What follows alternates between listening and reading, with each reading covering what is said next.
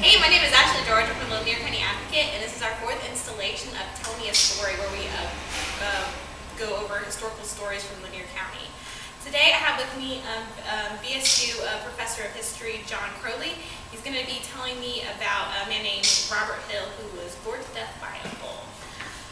Mr. Crowley, go ahead and tell me a little bit about Mr. Robert. Robert Hill had the nickname Goat Hill, which is how most people knew him, because he kept an enormous flock of goats on his farm. I've always had the impression his main income came from moonshining, but the goats were definitely a sideline. He was not, shall we say, perhaps the most well thought of man in Lanier County, and he was definitely a character. I mean, he was a character back when Lanier County abounded in characters. My favorite indication of his standing in the community was one time when I was a small boy. My mother and aunts stopped to at my uncle's farm on River Road, which was just across from where Goat lived. And they found a pecan tree there. It had a heavy crop that year. They didn't know that. So they started picking up pecans, and my mother held up the front of her dress for them to put the pecans in. And then they heard a truck coming down the road, and my mother was all up in the air. Oh, here I am with my skirt hiked up and someone coming. And my Aunt Nell, who lived in Lakeland, looked up the road and said, "Oh shoot, it's nothing but Goat Hill." And the impression was that, you know, goat didn't count quite as much, maybe to some people. Anyway, his most remarkable possession, though, was a pet longhorn bull. This was an enormous creature with vast horns. And everyone said that he kept the thing to keep people off of his farm so no one would find his still. And after my uncle bought the place where I now live, I've located at least 2 major still sites, and there were probably more. Anyway, he would load Henry on the back of his truck and drive around all over the place, and would stop at a store and get a snack, and he would always get Henry a Coke and a Milky Way, and it would eat from his hands. Well, anyway, one day, either my uncle or Mr. R.D. Kent, I forget exactly who it was. This all happened when I was about 6 years old, and like most stories, you get a different version of it from everyone that you ask, but what I'm telling you is what I can remember and what I was told about what happened. Anyway, Henry got loose and was down courting the cows, and Goat went to get him on foot with a rope. He tied the rope around Henry's horns, tied the other end of the rope around himself, and was leading him back home. And in so doing, committed the fatal error of forgetting that Henry was, after all, an animal with a mind of his own.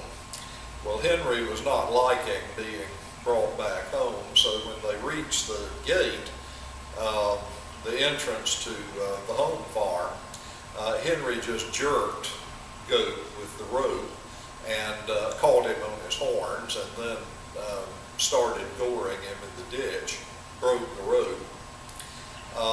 Mr. Kent, that I have mentioned before, who lived up the road from there where his son Ronnie now lives, was coming up the road and saw what was happening and drove his truck over Robert Hill in the ditch. The bull was so furious that it hooked its horns under his truck and nearly turned it over, but couldn't quite manage that. So then the bull tore off up the road and went straight to Mr. Kent's house. I mean, that was considered remarkable. It was almost as though he knew who had interfered with his fun. And he went tearing up the road with Goat's bloody shirt hanging on his horns. Ms. Kent and the children saw the bull coming, ran in the house, locked the doors, and then went in the inner rooms and locked the doors to them too. And the bull went up and lay down on the front porch. And a man, when news of what had happened, meanwhile, Mr. Kent and others that had stopped by, Goat Hill was still alive, and they took him to the hospital here in Lakeland. But he was wounded so badly there was no chance of him living. I have heard it said that, his internal organs were visible from the goring. But he was a tough old bird. As I recall, he lived a day and a night, after his encounter with the bull. A local man that ran a slaughterhouse was engaged to go hunt Henry down and kill him, which he did. Henry's body was shipped off somewhere. I don't remember the details of that. Incidentally, I do remember that Goat Hill was such a well-known figure that there were hourly bulletins on the radio about how he was doing up until the time that he died. My uncle, though, J.D. Parrish, who ran the ice and cold storage here in town, which was next to where the Patton Seed Company is now. He also dealt in meats, for the public, and sold beef and pork and cured meat and so forth. Possessed of I know not what impulse, he got hold of Henry's horns and had them mounted and hung them up in the office. He also purchased the farm that had belonged to Goat Hill when the estate was settled.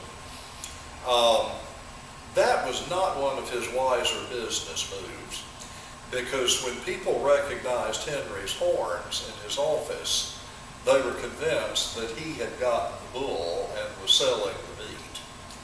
And my Aunt Nell, Uncle J.D.'s wife, said that sales of beef dropped off to nothing for about 6 months.